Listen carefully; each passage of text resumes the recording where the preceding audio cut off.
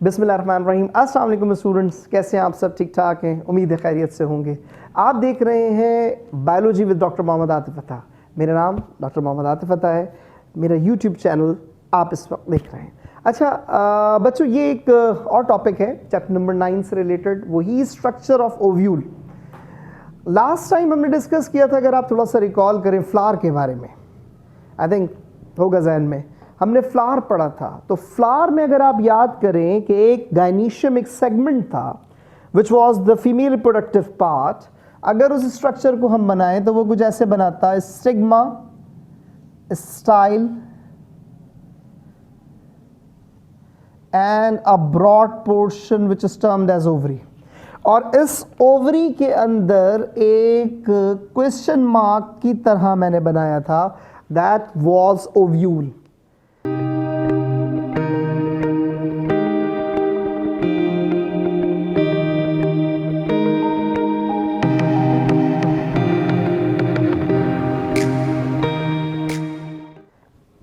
आज हम उसे डिस्कस करेंगे। ये ओव्यूल आगे चल के बनाता है सीड। ये ओव्यूल आगे चल के बनाएगा इसके साथ, कार्पल के साथ मिलकर फ्लावर की फॉर्मेशन करेगा।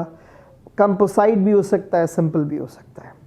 सॉरी, फ्रूट की फॉर्मेशन करेगा, which may be a simple fruit और may be a composite fruit. तो इस स्ट्रक्चर को मैं यहाँ पर बनाता हूँ और फिर हम उसे डिस्कस करते हैं। देखें, ये एक ऐसे एक बड़ा सा मैंने पोर्शन बना दिया। फिर मैं आपको कह दूं, ड्राइंग की तरफ से परेशान ना होइएगा, मेरी ड्राइंग है ही ऐसी। कोशिश करता हूं बट ड्राइंग मेरी ऐसी है। अब ये ऐसे पूरा एक कवर,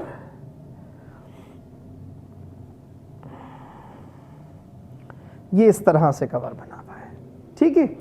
तो अब इसमें कौन कौन से पोर्शंस हैं, क्या बना हुआ है, आइए उसे डिस्कस करते हैं। बड़ा इंटरेस्टिंग और बहुत आसान है। देखें, ये जो आपके सामने स्ट्रक्चर बना हुआ है, यहाँ पे आप देखें, आपको एक स्टॉक लाइक स्ट्रक्चर नजर आएगा। That stock basically is termed as funicle. क्या कहेंगे इसे? फनेकल। मैं यहीं पे इसके साथ लिखता जाऊंगा। फनेकल क्या है? It's a stock like structure. ये क्या है? एक स्टॉक लाइक स्ट्रक्चर है जो बेसिकली अटैचमेंट देता है किसको? ओव्यूल को विद द ओवेरियन वॉल। इस ओवरी वॉल के साथ ये अटैचमेंट देगा।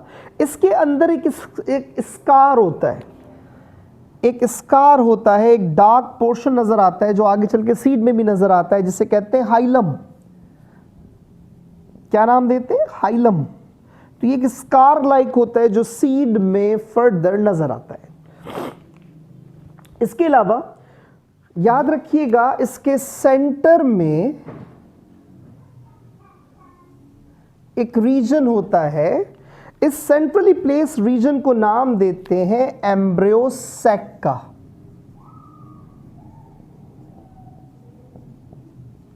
और इसके बाहर बहुत सारे फर्दर सेल्स होते हैं, उसे कहते हैं न्यूसिलस।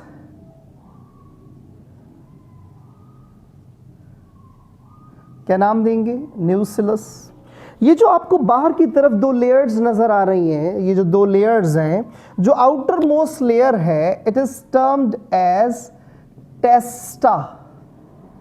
और जो ये इनर लेयर है, इट इज टर्म्ड एज टैगमन। टेस्टा और टैगमन को कलेक्टिवली कहते हैं इंट्यूगमेंस, इंटेग्यूमेंस। तो ये टेस्टा और टैगमन कहलाएंगे इंटेग्यूमेंस। ये जो आपको ओपनिंग नजर आ रही है, this opening is termed as micropyle. ये वो रीजन है, याद रखिएगा, जहां से स्पर्म न्यूक्लियाई जो कि पॉलन ट्यूब के जरिए आता है, वो इधर आकर स्पर्म न्यूक्लियाई को ड्रॉप करता है। दूसरी बात, ये जो अपर पोर्शन है, that upper portion basically is termed as chalaza. क्या नाम देंगे इससे? क्लाजा।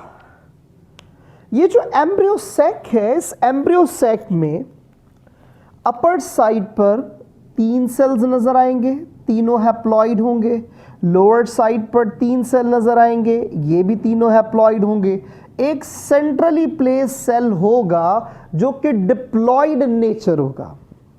ये तीन हैप्लॉइड हैं जो सेंट्रली प्लेस है, it is diploid in nature, it is diploid in nature. अच्छा, अब देखिए ये सेल्स के नाम क्या है। ये जो लोअर साइड पर 2 सेल हैं, जो लोअर साइड पर 2 सेल्स हैं, it is termed as synergids. क्या नाम देंगे इन्हें? सिनर्जिड्स।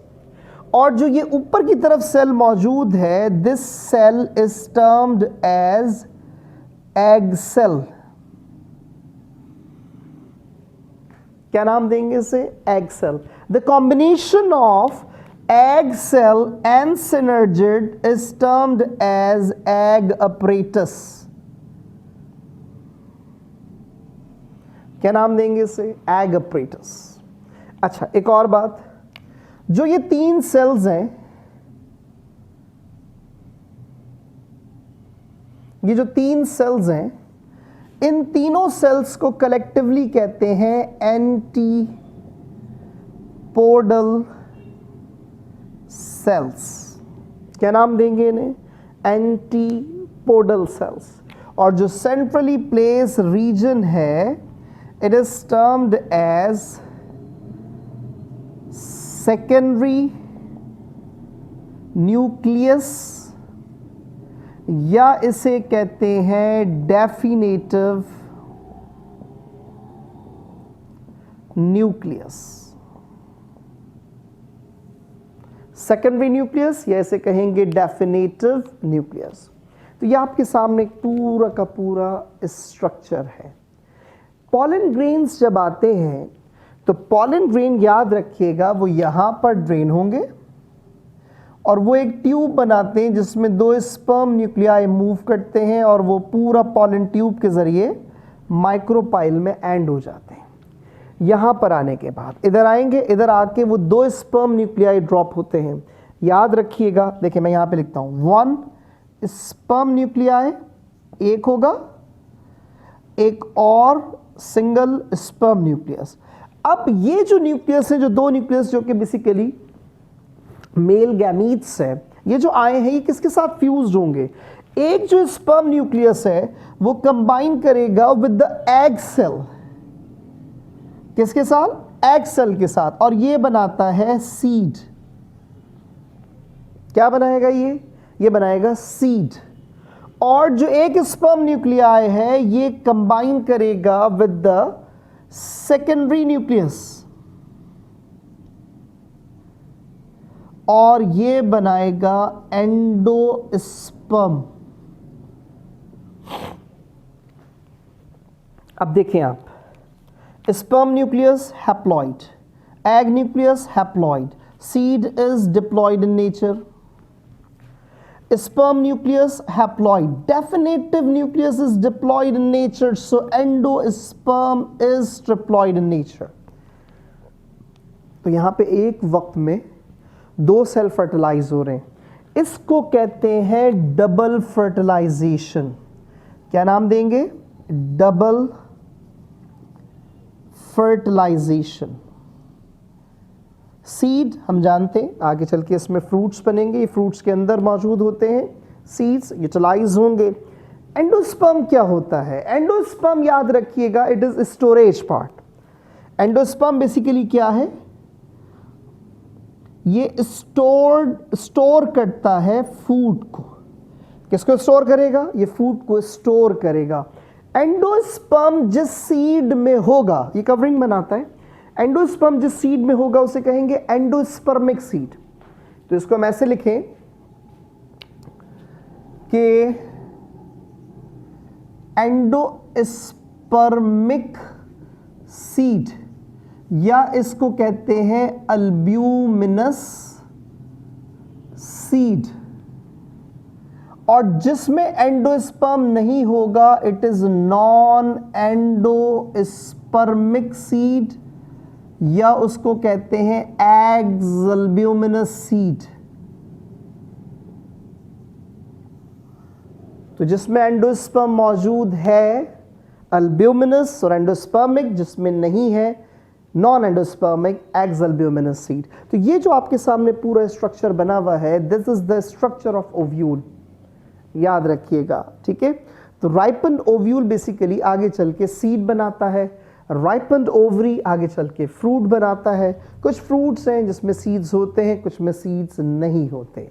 जिसमें नहीं होते ऑब्वियसली उसमें ओव्यूल नहीं होगा, फिर वो सिर्फ और सिर्फ कार्पल जो है या ओवरी जो है वो आगे चल के राइपन ओवरी वो फ्रूट बनाएगी विदाउट सीड। तो उसमें ज़रूरी नहीं कि वो हो और नहीं भी हो सकता। बहरहाल ये आपके सामने स्ट्रक्चर मौजूद है। इससे रिलेटेड अगर कोई कंफ्यूजन हो, कोई क्वेश्चन हो, प्लीज़ आप ज़रूर पूछें। मेरे इस चैनल को लाइक करें, सब्सक्राइब करें, कमेंट करें और शेयर करें।